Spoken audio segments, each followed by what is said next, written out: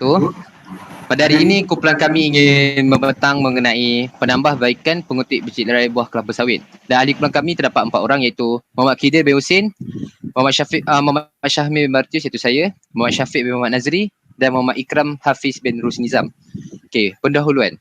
Terdapat berbagai jenis atau prototip pengumpul biji lerai buah kelapa sawit yang telah dicipta dan diiktiraf oleh industri. Walau bagaimanapun, penggunaan mesin pengumpul biji lerai buah kelapa sawit masih terhad kerana beberapa sebab. Di antaranya, had teknikal serta kos pengeluaran yang tinggi bagi membangunkan mesin pengumpul biji lerai buah kelapa sawit yang beroperasi menggunakan konsep vacuum.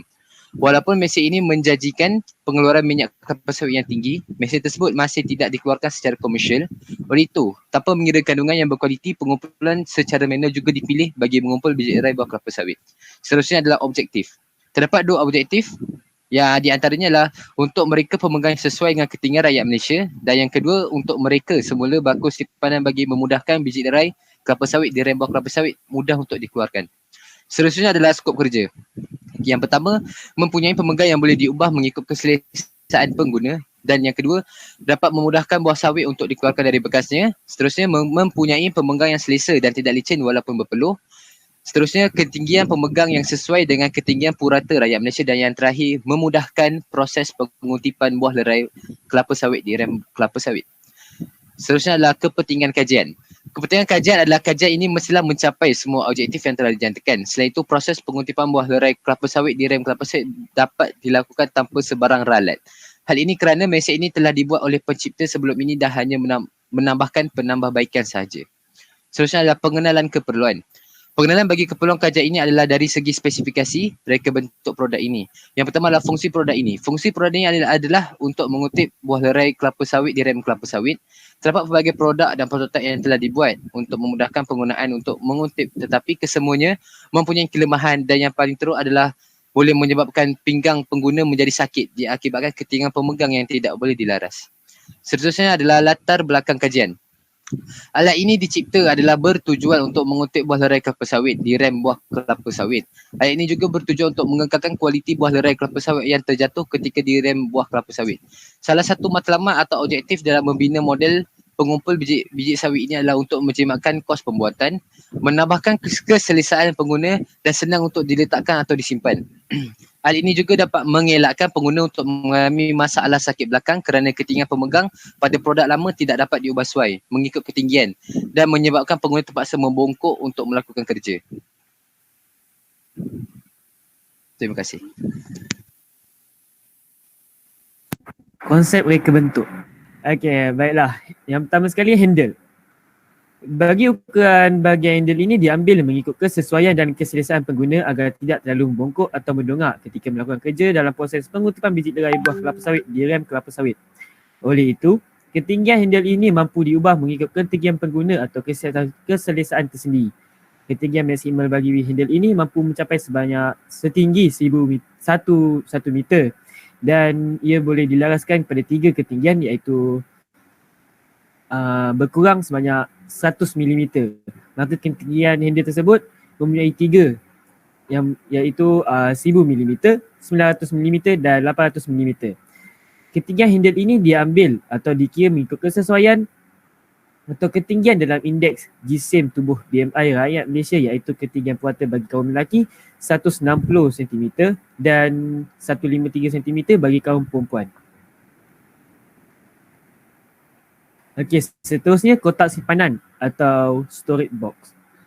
Okey, bagi storage box ini telah diubah suai menjadi lebih efisien dan mempunyai isi padu yang lebih besar daripada storage box yang asal. Storage box ini bertujuan untuk menyimpan biji lerai buah kelapa sawit yang telah dipungut atau dikumpul melalui siklon supaya dapat memudahkan pengguna untuk mengutip dan menyimpan biji lerai buah kelapa sawit ini. Isi padu storage box ini dapat diambil melalui panjang, tinggi dan lebar storage box tersebut.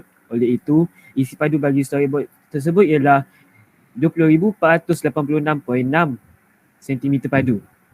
Maka dengan isi padu biji lerai buah kelapa sawit sebanyak 40 cm padu, maka jumlah biji lerai yang terkumpul mampu sebanyak 512 biji lerai buah kelapa sawit.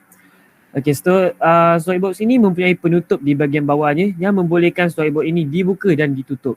Kehadiran penutup di bawah storage box tersebut dapat memberikan kemudahan ketika proses pengumpulan biji lerai buah kelapa sawit yang telah berjaya dikutip dalam proses pengutipan tersebut. Okey, seterusnya siklon. Siklon ini digital bagi proses kemasukan biji lerai buah kelapa sawit ke dalam storage box setelah dikutip melalui setiap bahagian siklon tersebut. Terdapat 4 bahagian di siklon tersebut bagi mengumpul biji lerai buah kelapa sawit dan memudahkan biji lerai tersebut masuk ke dalam storage box. Biji lerai buah kelapa sawit akan masuk ke dalam storage box apabila salah satu bahagian siklon berada di atas, maka biji lerai tersebut akan menggelosor masuk ke dalam storage box dengan mudah. Isi padu setiap 4 bahagian siklon tersebut ialah 2005.03 cm padu. Okey, seterusnya penilaian konsep. Okey, kita dapat lihat handle menggunakan material cast alloy, berat sebanyak 1.6 kg dan memiliki satu kuantiti. Siklon materialnya ialah aluminium 0.5 kg dan memiliki satu kuantiti. Storage box menggunakan aluminium dan berat 0.6 kg dan memiliki satu kuantiti juga.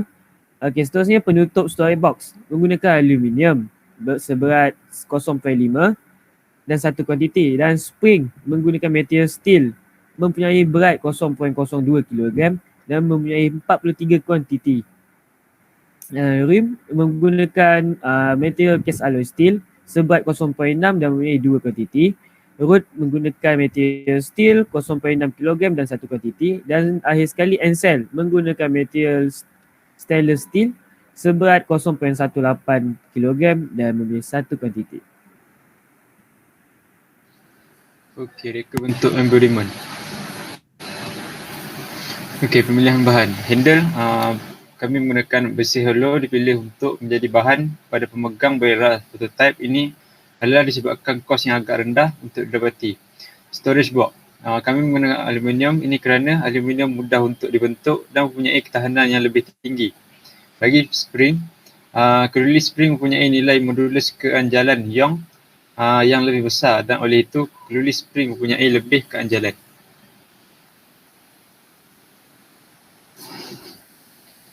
Okey, berikut adalah jalan kira yang kami lakukan. Okey, pada langkah pertama kami menggunakan formula force pada X. Nombor 2, pencarian force pada Y. Nombor 3, jumlah moment. Nombor 4, kami masukkan langkah 1 dan langkah 2 kepada langkah 3. Nombor 6, jumlah moment. Nombor 7, kami masukkan langkah 1 ke dalam langkah 2. Nombor 8, kami mencari friction.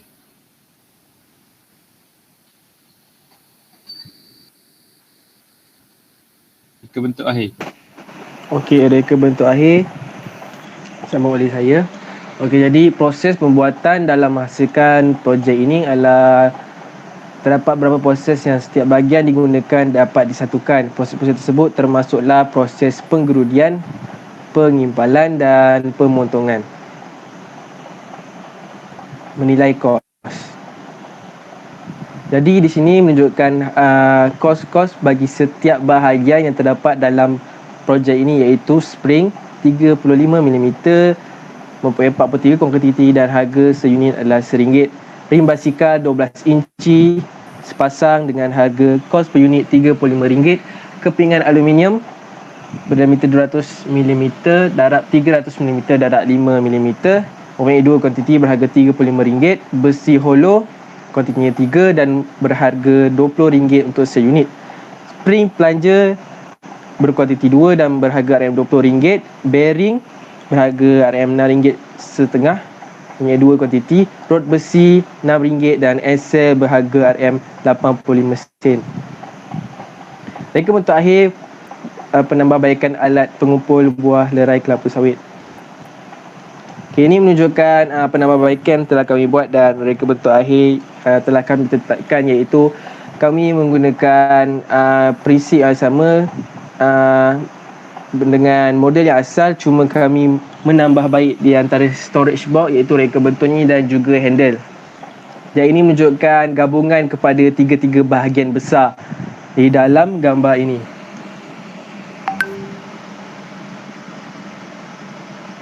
Okey, ini menunjukkan bahagian-bahagian atau dipanggil sebagai explode view.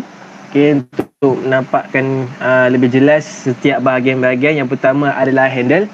Okay, tunjukkan materi-materi dan juga kuantiti yang terlibat dalam satu model projek ini, dan menunjukkan cyclone, storage box, encel mempunyai sepasang, dan ada dua, iaitu dan juga penutup storage, pin encel, handle storage, clip rod, dua pasang rim, iaitu rim 1 dan rim 2, dan juga spring atau kami gantikan di sini iaitu rod 43 yang menunjukkan spring mempunyai 43 buah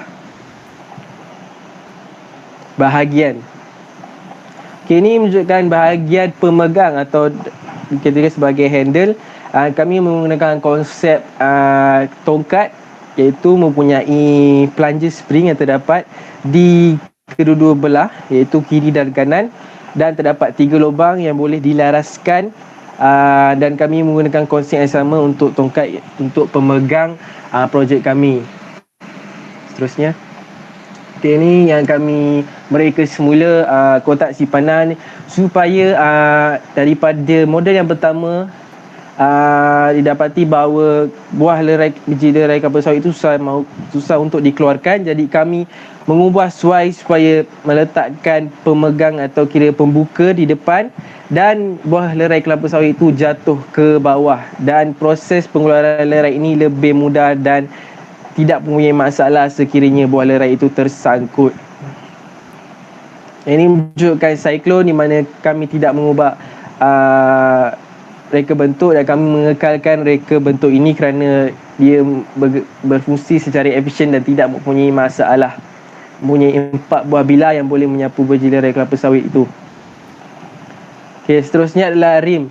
Okey, di sini menunjukkan gambar rim dan lebih spesifik menunjukkan lubang-lubang yang kami akan lubangkan di rim ini, iaitu sebanyak 43 lubang untuk memasukkan spring kami mempunyai 43 buah.